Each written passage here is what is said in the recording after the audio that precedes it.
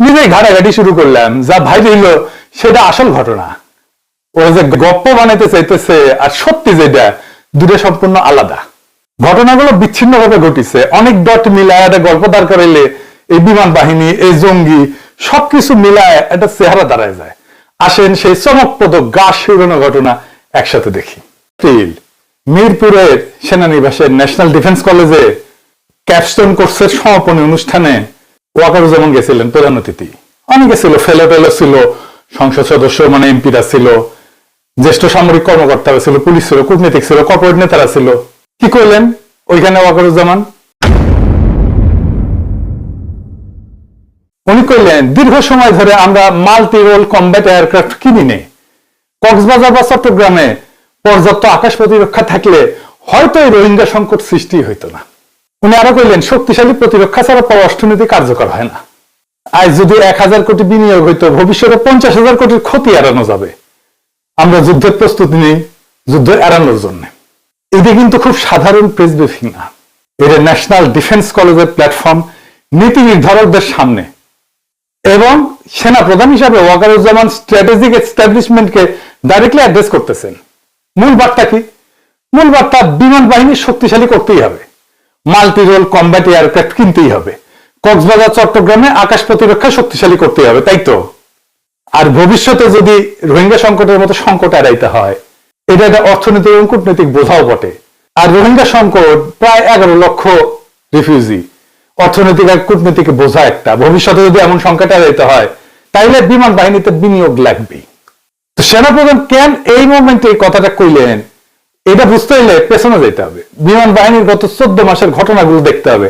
তবে প্রথমে multi role combat plane, এদিকে এটা বোঝা লাগবে, তাই না? হ্যাঁ, রেকর্ডিং লাগিচ্ছে, তাই না? আজ এনারা এটা বুঝে দেখি, আমিও জানতাম না, আমি খুঁজে টুজে দেখে যা পাইলাম সেটাই বলিচ্ছি। এই মাল্টি রোল কমব্যাট এয়ারক্রাফট মানে হইতেছে এমন যুদ্ধ বিমান যা একাই অনেক কাজ করতে পারে।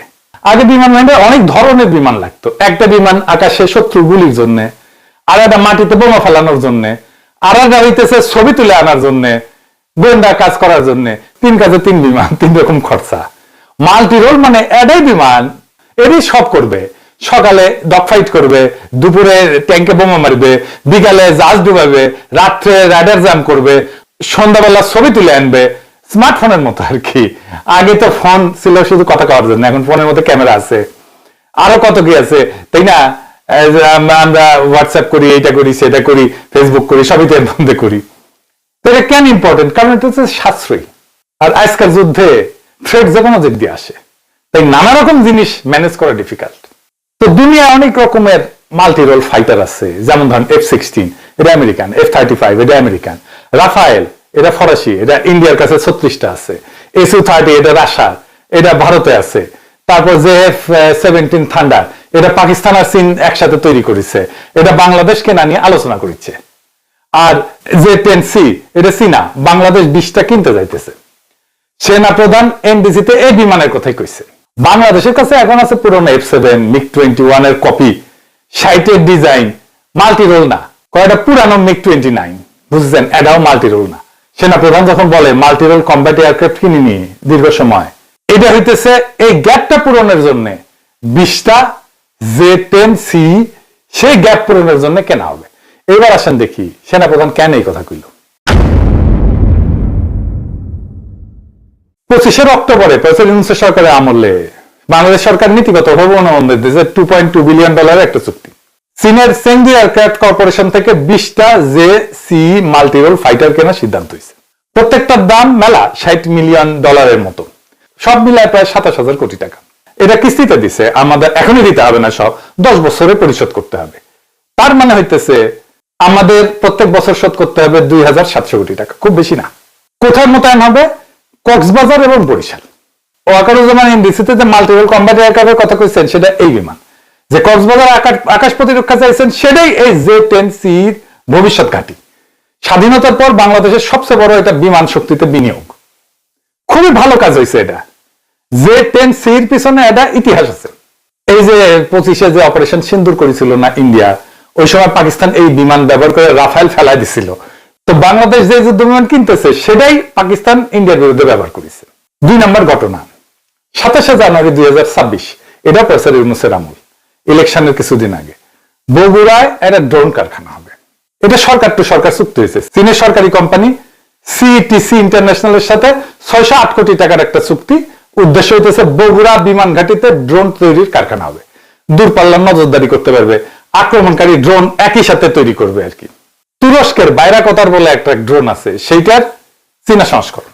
এটা সরাসরি উপরে উঠতে পারবে, ভার্টিক্যাল টেক অফ ড্রোন। এটা এরকম করে সরা লাগবে না, প্রযুক্তি হস্তান্তর হবে, মানে বাংলাদেশের টেকনোলজিও পাবে। এইটা নির্মাণ শেষ হবে ডিসেম্বর 2026 বছরে। তো বগুড়া কেন গুরুত্বপূর্ণ? বগুড়া গুরুত্বপূর্ণ কারণ আমি জন্মেছি তা না, বগুড়া হচ্ছে নর্থ ইস্ট এবং শিলিগুড়ি করিডোরের কাছে। 2018 ইউনিট বগুড়া গত জুন 2025 থেকে চালু আছে।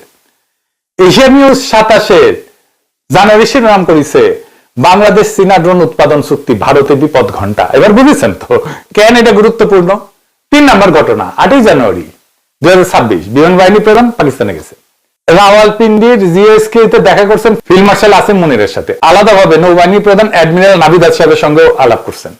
আলোচনার বিষয় কি ছিল? JF-17 থান্ডার যুদ্ধ বিমান কেনা, তারপরে পুরানো বহনের আধুনিকায়ন, রাডারের সমন্বয় ইত্যাদি। এর বাইরে গত 12 মাসে 4 জন জ্যেষ্ঠ পাকিস্তানি সামরিক কর্মকর্তা ঢাকা এসেছেন। অক্টোবর 24 থেকে 28, 2025 পাকিস্তানের চিফ অফ স্টাফ কমিটির চেয়ারম্যান জেনারেল শাহিদ শামদাদ মির্জা ঢাকায় আসছিলেন। কয়েক দশকে বাংলাদেশে আসা সবচেয়ে গুরুত্বপূর্ণ সিনিয়র পাকিস্তানি সামরিক কর্মকর্তা। এর 3টা ঘটনা একসাথে রাখেন। বাংলাদেশ চীন থেকে $2.2 বিলিয়ন 20টা J-10C কিনতেছে, বগুড়ায় চীনের সঙ্গে ড্রোনের কারখানা বানাইতেছে, পাকিস্তানের সঙ্গে JF-17 এর আলোচনা করতেছে, বিমান বাহিনী প্রধান পাকিস্তান ফিল্ড মার্শালের সঙ্গে বৈঠক করছে। স্বাধীনতার পর বিমান বাহিনীর সবচেয়ে দ্রুত আধুনিকায়ন চলতেছে এবং এটা চীন এবং পাকিস্তানের সাথে একসাথে মিলে, তাই না? এটা কিন্তু এইখানে ইন্ডিয়া বিলাইছে, কারণ এই যে স্ট্র্যাটেজিক শিফট, এইটার অর্থ ইন্ডিয়ার কাছে কি? এটা নিয়ে ইন্ডিয়ার অস্বস্তি কেন? কারণ তারা চিকেন নেক নিয়ে খুবই টেনশনে পড়ে গেছে। এই জন্যই নভেম্বর 25 থেকে ইন্ডিয়া 3টা নতুন সেনা ছাউনি চালু করছে, জানেন? আসামের ধুবড়িতে, বামুনিতে, বিহারের কিষানগঞ্জ, পশ্চিমবঙ্গের উত্তর দিনাজপুরে চোপড়ায়, সবগুলা বাংলাদেশের সীমান্ত জুড়ে, মানে মনে হয় যুদ্ধ করতে আসতেছে। দেখেছিলেন না ইউক্রেনে যখন হামলা করে রাশিয়া, তখন ইউক্রেনের বর্ডারে সেনা জমায়েত করছিল ঠিক ইনকায়। ভারতের গণমাধ্যমে একই সুর। দ্য ফেডারেল পত্রিকা 24 নভেম্বর লিখছে, ইংরেজি যেহেতু লিখেছে ঠিকই লিখেছে, তাই না? তো বাংলা করলে হয়, সাম্প্রতিক মাসগুলোতে বাংলাদেশে আসা প্রত্যেকটা পাকিস্তানি সামরিক প্রতিনিধি দলে কাশ্মীর পাঞ্জাবে ভারতের বিরুদ্ধে সন্ত্রাসী কার্যক্রমে পরিচালনায় জড়িত ISI কর্মকর্তারা ছিলেন। ওরে বাবা, এরা ISI খুঁজে বেরিয়েছে। প্রত্যেকটা প্রতিনিধি দলে ISI, প্রত্যেকটা। এটা কি? এটা কোন কথা? এই যে স্ট্রাকচার, এটাই তো বার্তা। বাংলাদেশ পাকিস্তান কাছাকাছি আসার প্রত্যেকটা দিক, কূটনৈতিক হোক সামরিক হোক, ISI এর অনুপ্রবেশ হিসেবে দেখানো হবে। এটাই তো বার্তা। ভারতের অস্বস্তি তো বোঝা যায়, বছরের পর বছর তো হাসিনা যা দিছে সেটা তো চিরজীবন মনে রাখবে, তাই না? তো ইন্ডিয়ার যে মূলধন ছিল, স্ট্র্যাটেজিক অ্যাসেট, সেটা আস্তে আস্তে ক্ষয় হয়ে যাইতেছিল। এখন এইটাকে আবার ফিরে পাওয়ার জন্য ইন্ডিয়ার একটা গল্প তৈরি করা প্রয়োজন পড়ছে। কি সেই গল্প? 20-21 এপ্রিল 2026 সেনাপ্রধানের NDC বক্তব্যের ঠিক 48 ঘন্টা আগে ভারতের সংবাদ মাধ্যম আছে নর্থ ইস্ট, চন্দন নন্দী, ওই লিখছে এটা গপ্প ফাইতেছে, নানা সময় সত্য মিথ্যা মিলায় গপ্প টপ্প ফাঁদে আর কি। ওই লিখেছে তেহরিকি তালেবান পাকিস্তানের সঙ্গে সংযোগের অভিযানে বহু বিমান সেনা আটক হয়েছে, বহু। বাংলাদেশ বিমান বাহিনী হাই অ্যালার্টে, বুঝেছেন তো? এটাই ওয়াহিদুজ্জামান এটা লিখেছে। কি বলতেছে? কইতেছে 20 এপ্রিল ভোরে গোয়েন্দা শাখা ঢাকায় অভিযান চালাইছে, 2 জন স্কোয়াড্রন লিডার গ্রেপ্তার হয়েছে, 10 থেকে 12 জন আটক হয়েছে, 9 থেকে 10 জন পলাতক আছে। কোথায় কোথায় পলাইছে? পাকিস্তানে, পর্তুগালে, তুরস্কে, নিউজিল্যান্ডে। অভিযোগ কি? তেহরিকি তালেবান পাকিস্তানের সঙ্গে যোগাযোগ। কোন ঘাটিতে অভিযান? কক্সবাজার, চট্টগ্রামের 25তম স্কোয়াড্রন, যশোরের রাডার স্টেশন, কুর্মিটোলা, চট্টগ্রামের জহুরুল্লাহ প্রশিক্ষণ কেন্দ্র। মনে আছে সেনাপ্রধান কি বলছিল? কক্সবাজার বা চট্টগ্রামে পর্যাপ্ত আকাশ প্রতিরক্ষা, J-10Cর ভবিষ্যৎ ঘাঁটি কক্সবাজার, বরিশাল, উটি। ঠিক যে ঘাঁটিগুলো বাংলাদেশের আগামী 3 থেকে 5 বছরের আকাশ প্রতিরক্ষার ভিত্তি, সেগুলোকে north east news TTP Tehriki Taliban Pakistan অনুপ্রবেশের শিকার করতেছে। গল্প তৈরি হয়ে গেছে। এই গল্পের ভিত্তি কি? কোন সরকারি দলিলের উপর দাঁড়ায় আছে? এই প্রশ্নের উত্তরে আসল ঘটনা। এই পুরা গল্পের ভিত্তি একটাই দলিল, বাংলাদেশ পুলিশ সদর দপ্তরের গোপনীয় চিঠি, 23 April DIG Kamrul Hasan sign করেছে। চিঠির হুবহু ভাষা হইতেছে প্রথম আলো, আইটিভি, বিডি, দেশ রূপান্তর প্রকাশ করছে। চিঠিটা এটাই, সেটা হইতেছে সম্প্রতি গ্রেপ্তার হওয়া নিষিদ্ধ ঘোষিত উগ্রবাদী সংগঠনের সদস্য ইশতিয়াক আহমেদের সঙ্গে একটা বাহিনীর চাকরিচ্যুত 2 সদস্যের নিয়মিত যোগাযোগের তথ্য পাওয়া গেছে। কোন বাহিনী সেটা কিন্তু বলে নাই। হামলার সম্ভাব্য লক্ষ্য সংসদ ভবন, উপাসনালয়, বিনোদন কেন্দ্র, শাহবাগ ইত্যাদি। সিরিজে তেহরিক তালিবান নাই, এলইটি নাই, আইএসআই নাই, পাকিস্তান নাই, নিষিদ্ধ সংগঠনের নাম পর্যন্ত নাই, বিমান বাহিনী নাই, স্কোয়াড্রন লিডার নাই। চিঠিতে আছে একটা বাহিনীর চাকরিচ্যুত 2 সদস্য। কোন বাহিনীর? দেশ রূপান্তর স্পষ্ট করছে চাকরিচ্যুত 2 সেনা সদস্যের নিয়মিত যোগাযোগ। সেনাবাহিনী, বিমান বাহিনী না। তারপরেও পুলিশের চিঠির 2 দিন পরে সিটিটিসি, যারা এই সমস্ত জঙ্গিবাদ নিয়ে কাজ করে, তার যুগ্ম কমিশনার মুন্সি শাহাবুদ্দিন প্রকাশ্যে বলছে এখনো কোনো নির্দিষ্ট সংগঠন বা গোষ্ঠীকে চিহ্নিত করা যায়নি। মানে বাংলাদেশের সন্ত্রাস বিরোধী তদন্তের প্রধান বলতেছে কোন সংগঠন চিহ্নিত করা যায়নি। কিন্তু এইদিকে কালের কণ্ঠ কইতেছে অজ্ঞাত সূত্র দিয়া টিটিপি, এলইটি কনফার্ম করতেছে নর্থ ইস্ট নিউজ কক্সবাজারের 4 জন এয়ারম্যানের সংখ্যা পর্যন্ত দিতেছে, সব ভারতীয় গোয়েন্দা সংস্থা থেকে আসা। বুঝেছেন তো নর্থ ইস্ট নিউজ থেকে কালের কণ্ঠে চলে আসলো কেমনে? বাংলাদেশের পুলিশ যেটা সরকারিভাবে বলে নাই সেটা ভারতীয় গণমাধ্যম সূত্রে বরাতে নিশ্চিত করতেছে কি করে? এখন এই যে বিমান বাহিনী নিয়ে হাউকাও, এই বিমান বাহিনীতে তো ঢুকেছিল ব্যাপকভাবে। হ্যাঁ, এটা আমার কথা না, বানানো কথা না। আসেন সেটা দেখি। দৈনিক আমার দেশ প্রথম পৃষ্ঠায় একটা স্টোরি করেছিল, বিমান বাহিনীর ভিতরে রয়ের নেটওয়ার্ক ফাঁস, 6 জন জ্যেষ্ঠ অফিসার রয়ের সাথে সংযোগের অভিযোগে অবসরে। আইএসপিআর এর প্রতিবাদ করেছিল, কিন্তু স্টোরি এখনো আছে, আমার দেশ সরায় নাই। মানে এটা ভুয়া স্টোরি না। হাসিনার ফালানো ভিডিও তুলেছিল কে জানেন? জানেন না? এই 6 জনের মধ্যে একজন। এখন সবাই বাধ্যতামূলক অবসরে, একজনের কোর্ট মার্শাল হয়েছে। এদের গাড়িতে পর্যন্ত ভারতীয় বাহিনী ব্যবহার করা অস্ত্র পাওয়া গেছে। যারা গপ্প ছড়াইতেছে বিমান বাহিনীতে উগ্রবাদী ঢুকছে, সে বিমান বাহিনী তো রয়ের আখড়া। আর কোন বাহিনীতে এভাবে পাবলিকলি আইডেন্টিফাইড হয়েছে? রয়ের এজেন্ট হয় নাই, এখানে হয়েছে। এবার মাথা ঠান্ডা করে ভাবেন, যে বাহিনীতে ব্যাপকভাবে ঢুকেছিল সে বাহিনী এখন হঠাৎ পাকিস্তানি জঙ্গিদের আশ্রয়স্থল হয়ে গেল। এবার আসে টিটিপি আসলে কে? কে ফান্ড করে? টিটিপি কে ফান্ড করে? তেহরিক তালিবানকে ফান্ড করে আমেরিকান ডিফেন্স মিনিস্টার মাতিস কইছে। ভারতীয় অ্যানালাইস্ট নিজেই স্বীকার করছে যে এটা এস্টাবলিশড ফ্যাক্ট। তাহলে গল্পটা আরেকবার দাঁড় করান। অগাস্টে বিমান বাহিনীতে রয়ের সরাসরি নেটওয়ার্ক ধরা পড়লো, 6 অফিসার, গাড়িতে ভারতীয় অস্ত্র, আমার দেশ স্টোরি সরায় নাই।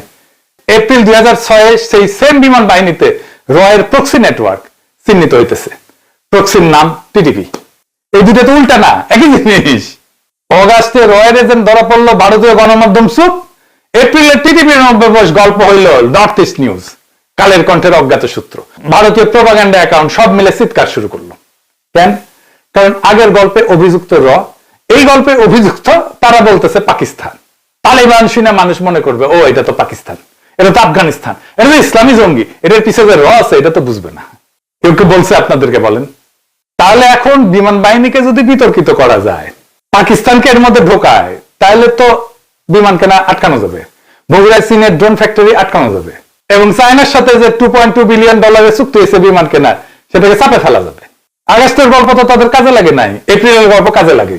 এই জন্য দেখেন কোনো ইন্ডিপেন্ডেন্ট কোনো ফ্যাক্ট চেক নাই, ভেরিফাইবল এভিডেন্স নাই, কোন অফিসারের নাম নাই, দরকারও নাই। গল্পটাই তো দরকার, সত্যি তো দরকার নাই। এবার 23 এপ্রিল ফিরে আসেন। সকালে এনডিসিতে সেনাপ্রধান বললেন বিমান বাহিনী শক্তিশালী করতে হবে। সেই দিনই পুলিশ চিঠি দিল, সেনাবাহিনীর চাকরিচ্যুত 2 জনের কথা বললো। পরে 72 ঘন্টায় নর্থ ইস্ট নিউজে বিমান বাহিনীতে টিটিপির অনুপ্রবেশ, কালের কণ্ঠে অজ্ঞাত সূত্র দিয়ে টিটিপি, এলটিপি এই সমস্ত কিচ্ছা ফেললো। সেনাপ্রধান যেই ঘাটিতে আকাশ প্রতিরক্ষা চান সেই ঘাটি কম্প্রোমাইজ, সেখানেই জঙ্গি ঢুকে যেটা ফায়দা দিল নর্থ ইস্ট। টিটিপি আসলে কে, কি করে, এটা বুঝলে পুরো জিনিসটা পরিষ্কার হয়ে যাবে। আসেন সেটা বুঝে দেখি। তেহরিক তালেবান পাকিস্তান, তালেবান নাম শুনে আবার উত্তেজিত হয়ে যায়, এটা পাকিস্তান রাষ্ট্রের বিরুদ্ধে লড়তেছে। আর ফান্ড করে ইন্ডিয়ার, আগেই তো কইছি, আমার কথা না, আমেরিকান ডিফেন্স মিনিস্টার কইছে এটা। এর মধ্যে ওয়াগানের পথ ভালো খুব ভাব মানাইতেছে যে পাকিস্তানের সাথে বিমান চলাচল বন্ধ করে দেওয়া হয়। কেন? তাহলে তেহরিক তালেবানরা পালাইতে পারে না। দেখেন মাথায় কত বুদ্ধি, দেখেন। তেহরিকে তালেবান করাচি শহরে ল্যান্ড করে পাকিস্তানের সেনাবাহিনীর মুখে পড়বে। পাকিস্তানের সেনাবাহিনী আসেম্বলি পর্যন্ত রীতিমতো যুদ্ধ করছে এদের বিরুদ্ধে। তেহরিকে তালেবানের যদি পালাইতে সাহায্য করতে হয় তাহলে ইন্ডিয়া আনন্দ চিত্তে করবে। তেহরিকে তালেবানের সাথে বাংলাদেশের কিছু উগ্রপন্থী যুক্ত হয়েছে, বাংলাদেশে এদের ভালো অ্যাক্টিভিটি আছে। তেহরিকে তালেবানেরা পাকিস্তানের সীমান্ত থেকে যুদ্ধ করতে যে মারাও গেছে বাংলাদেশের তরুণরা। 23 থেকে 25 পর্যন্ত অন্তত 5 জন বাংলাদেশি এই টিটিপির হয়ে যুদ্ধ করতে যায় নিহত হয়েছে। মারা গেছে আহমেদ জুবাইর সাভারের 27 এপ্রিল মারা গেছে 2025-এ ওয়াজিরিস্তানে। গেছিল সৌদি আরবে ওমরা করতে, ওইখান থেকে পাকিস্তানে গেছে। ফয়সাল হোসেন মাদারীপুরে 26 সেপ্টেম্বর 2025-এ মারা গেছে খাইবার পাখতুনওয়ালাতে। সে বলছিল দুবাই যাইতেছে, দুবাই থেকে গেছে ওটি। তো এরা কি পাকিস্তান হয়ে গেছিল নাকি মাদার বোর্ড?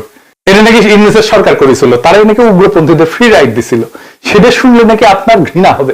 ওরে আমার নৈতিক কথা মারানি রে, পুরা ইংলিশ আমলে ধান্দাবাজি করে গেছে বিভিন্ন সেক্টরে, সেগুলো আরেকদিন কওয়া যাবে। আমি আর আজকের এপিসোডে আর সেগুলো কইলাম না।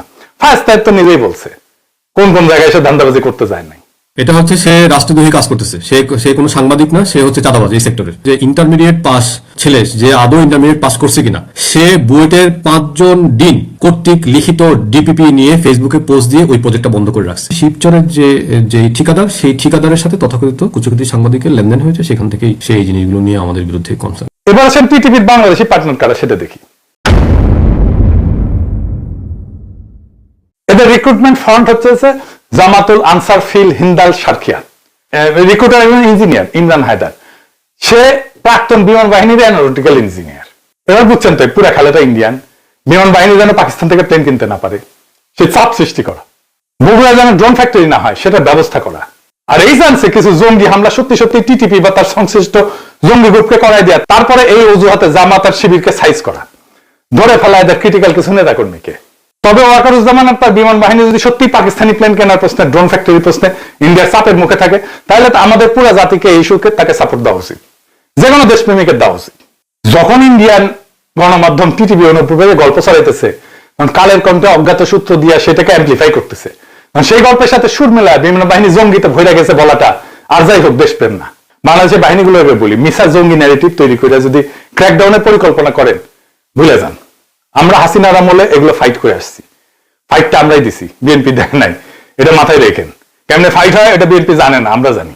জঙ্গির গল্পের পেছনের রাজনীতি দেখেন, এগুলো বোঝার চেষ্টা করেন। কোন রাষ্ট্রীয় পৃষ্ঠপোষক পাইতেছে কে সেটা বোঝার চেষ্টা করেন। এগুলো বাইর করা কোনো জটিল বিষয় না। এদিকে তালিবান যে র ফান্ড করে এটা তো কোনো গোপন বিষয় না। বাংলাদেশের অভ্যন্তরে যে র কাজ করে এটাও কোনো গোপন বিষয় না। বাংলাদেশের বেশিরভাগ জঙ্গি গোষ্ঠীর পিছনে র এর কানেকশন খুঁজে পাওয়া যাবে। বাংলাদেশ থেকে ভারতীয় আধিপত্য উৎখাত করা হবে, আজ হোক কাল হোক হবে। ফাইনালি একটা জিনিস দেখাই, 5ই আগস্ট যে বাহিনীগুলা আমাদের জনতার সাথে একাত্ম হইল, কেমনে সে একাত্মতা প্রকাশ করছে জানেন? জানেন না? দেখেন।